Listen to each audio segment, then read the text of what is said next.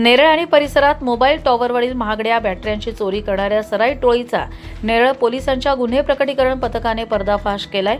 नेरळजवळील मौजे दामत येथील इंडस कंपनीच्या मोबाईल टॉवरवरून अज्ञात चोरट्यांनी अमराज कंपनीच्या 24 बॅटरी सेल चोरून नेल्याची घटना घडली।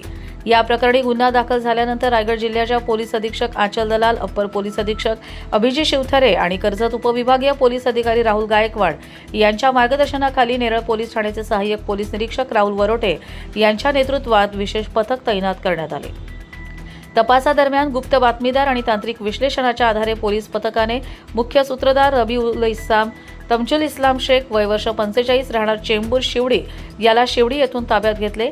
पोलिसी खाक्या दाखवताच त्याने आपले साथीदार सोनू, आवेस आणि चिनीदादा हे सर्व राहणार शिवाजीनगर मुंबई यांच्या मदतीने चोरी केलेला माल शिवडी येथील भंगा व्यावसायिक ऋषभ धनराज जैन वय वर्ष 34 याला विकल्याची कबुली दिली। आरोपींच्या सखोल चौकशीतून नेरळ, खालापूर, पेण, दादर सागरी आणि नवीन पनवेल या 5 पोलीस ठाण्यांच्या हद्दीतील गुन्हे उघडकीस आले असून पोलिसांनी चोरलेल्या 144 बॅटऱ्या, फोडून काढलेले 1008 किलो वजनाचे वितळवलेले शिसे आणि गुन्ह्यात वापरलेली इको गाडी असा एकूण 4,52,000 रुपयांचा मुद्देमाल जप्त केला।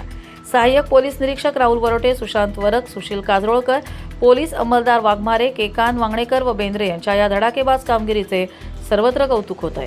कर्जत लाईव्हसाठी महेश भगत, नेरळ।